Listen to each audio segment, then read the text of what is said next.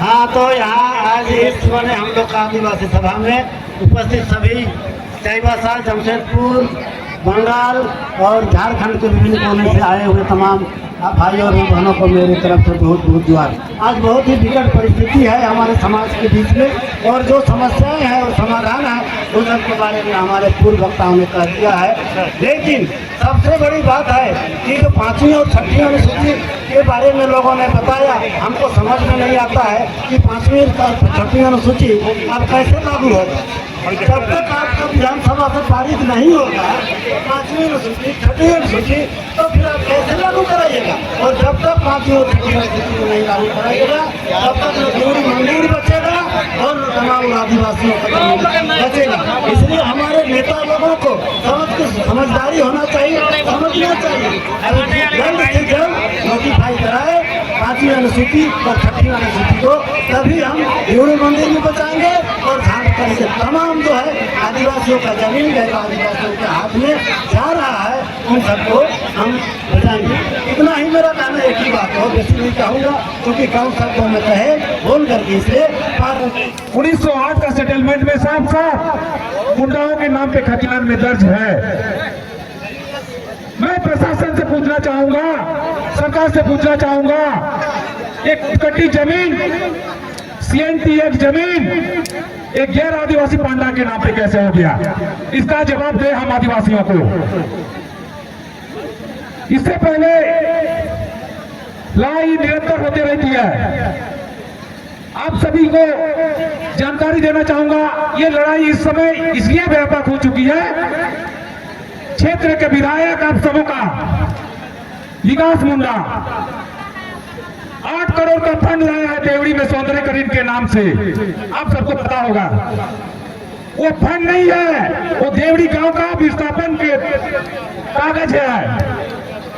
आप सभी को हम यही तो जानते हैं कि देवड़ी देवी लूट रहा है, नहीं, देवड़ी देवी को लूट रहा है, साथ साथ देवड़ी गांव के करीब करीब 150 घर टूट रहे हैं, विस्थापित हो रहे हैं। सरकार क्या उन लोगों को मुआवजा तय किया है? या कौन से कानून में CNT एक और खुदकट्टी जमीन किसी गैर आदिवासी के नाम पे हस्तांतरण हुआ है? उसका जवाब हम आदिवासियों को जानना चाहिए।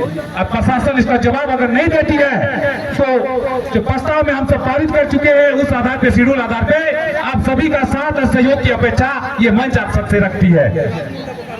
ये लड़ाई यूं नहीं है, ये भीड़ नहीं है। हम बार बार कह रहे हैं ये लड़ाई संवैधानिक लड़ाई है, कानूनी लड़ाई है। एक कानूनी लड़ाई को कानूनी ढंग से लड़ाए जाएंगे। किसी भी वक्ता या नेतृत्वकर्ता या किसी राजनीति पार्टी के बातों में या आवेश में मैं समाज के समस्त लोगों से निवेदन करना चाहूंगा, ये लड़ाई कानूनी रूप से लड़ाई जाना चाहिए, ना कि हम गैर संवैधानिक से। आज हमारे 2 बड़े दादा बड़ी दुख के साथ कहना पड़ रहा है, संघर्ष करते हुए देवड़ी देवी को बचाने के दरमियान जेल जा चुके हैं। लेकिन केस के बारे में हम थोड़ा सा जानकारी आप सबको देना चाहूंगा। इस संदर्भ में टोटल 19 लोगों का केस हो चुका है, उसमें दादा लोगों 2 आदमी का चालान हो चुका है। 16 लोग केस की बेल की प्रक्रिया में है, एक आदमी का हम सबको अभी तक हमारे नॉलेज में नहीं है। 16 लोगों का डेट अगला तारीख सिविल कोर्ट में हमारा 7 तारीख को है, उस दिन देखते हैं क्या होता है। जैसे ही होगा मीडिया के माध्यम से हो या इस मंच से माध्यम हो, आप सभी को हम सब अवगत कराएंगे। ये लड़ाई कानूनी भी होनी चाहिए और हमारी कागज कलम की भी लड़ाई होनी चाहिए।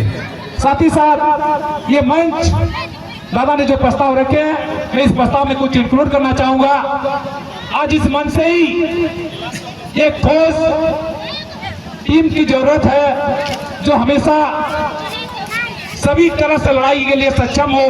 तो जो अभी वर्तमान में देवड़ी देवी जो टीम बनी है, बहुत ही छोटा टीम है, बहुत कम समय में समाज के लोगों तक हमारी बात पहुंची है या नहीं पहुंची है, इसके लिए मैं क्षमा करती हूं। और साथ ही साथ बहुत सारे बहुत दूर दराज से आए हैं, मैं इस समिति का एक प्रमुख हिस्सा हूं, इसलिए हो सके इस मंच से आप सबको बात रखने के लिए नहीं भी मिला हो तो उसके लिए मैं क्षमा प्रार्थी हूँ, और हमारा संगठन और हमारा बैनर इसलिए क्षमा प्रार्थी हूँ।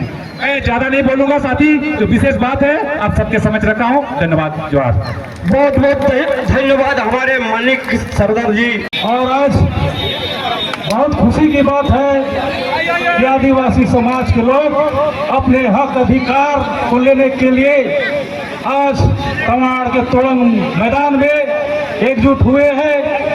क्योंकि ये सपना था हमारे भगवान बिरसा मुंडा, वीर बुद्धू भगत, बाबा कार्तिक उरांव जी का, जो आदिवासियों का हमेशा से आदिवासी समाज की परंपरा, संस्कृति, धार्मिक, सामाजिक, जगह जमीन और आदिवासी समाज कैसे एकजुट हो, इसको लेकर दिन रात चिंतित रहते थे। इसीलिए आदिवासी समाज को आगे बढ़ाने के लिए बाबा कार्तिक उरांव ने अखिल भारतीय आदिवासी विकास परिषद का पूरे देश स्तर तक गठन किया और उसी का उप समिति केंद्रीय सरना समिति बनाकर आदिवासियों की धार्मिक, सांस्कृतिक और परंपरा इस रक्षा का काम करने का काम किया है।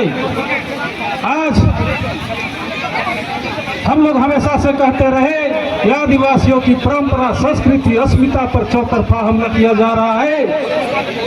और चूंकि उस समय आदिवासियों की परंपरा और संस्कृति के लिए लोग इतने जागरूक नहीं थे, आज खुशी की बात है कि आप अपने हक अधिकार के लिए एकजुट हुए हैं। क्योंकि जहाँ तक हम जानते थे, ढूंढू से आगे तमाड़ हो गया, चांडिल हो गया, यहाँ सरना समाज को जानने वाले बहुत कम लोग थे, न सरना झंडा के बारे में जानते थे। लेकिन हम लोगों ने बुंडू, तमाड़, चांडिल, लड़की, पूर्वी सिंहभूम, पश्चिम सिंहभूम चारों तरफ दौरा किया और वहाँ सरहुल के दिन में सरहुल जुलूस लगाने का काम किया। और आज के डेट में सरना झंडा और आदिवासी एकजुटता का पहचान देखने को मिल रहा है कि हमारा जल जंगल जमीन अपना घर तक दूसरे लोगों के द्वारा लूटा जा रहा है।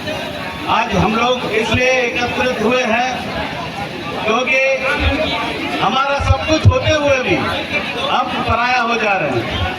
तो सबसे बड़ी बात है कि हम अपने आप को बचाएं कैसे।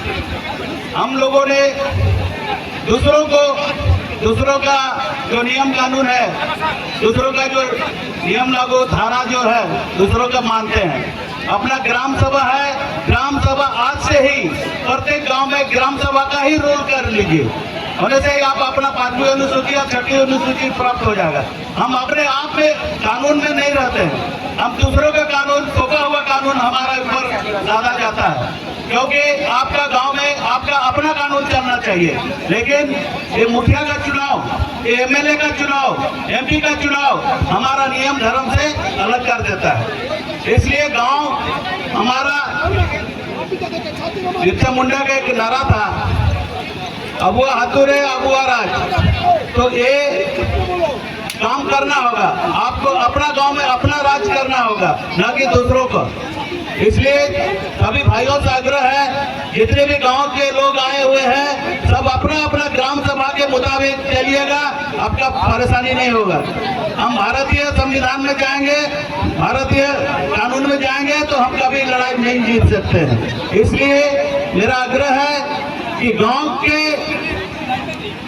जो ग्राम प्रधान है, उन्हीं के माध्यम से हम लोग केस मुकदमा लड़ सकते हैं। क्योंकि हमारा जो अधिकार है वो अपना गांव है, गांव से ही हम सब कुछ प्राप्त कर सकते हैं। अगर थाना पुलिस करेंगे तो थाना पुलिस में हम लोग केस हार जाएंगे। थाना पुलिस करना नहीं है, अपना गांव में अपना नियम लागू करना है।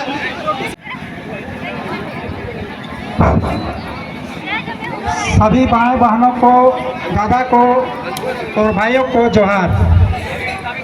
मैं पेटरवा प्रखंड बोकारो जिला से बिलोंग करता हूं और आज इस आदिवासी जन आक्रोश महासम्मेलन में भाग लेने के लिए हमारे माँ बहने भाई बंधुओं लगभग 150 की संख्या में आए हुए हैं। तो मैं सबसे पहले आदिवासी युवाओं के लड़कों से कहना चाहता हूँ कि आज जो हम लोग जो रैली निकाले हैं महा जन आक्रोश रैली, वो किसके लिए? देवरी दीदी के लिए। लेकिन आज युवा शक्ति अगर एक हो और लड़कियां एक हो तो हमको मंजिल पाने में देर नहीं है। लेकिन मैं युवा से यही कहना चाहता हूँ कि सबसे पहला है आपका शिक्षा। अगर हमारे पास शिक्षा नहीं है तो हम लड़ाई नहीं लड़ पाते हैं। दूसरी है हमारे युवा शक्ति का एक मंच होना या एकता बनाए रखना, यही हमारी भलाई है। और मैं क्या ज़्यादा बोलूँगा, मैं इसी बातों को विराम देता हूँ क्योंकि मैं बहुत दूर से आया हूँ। बहुत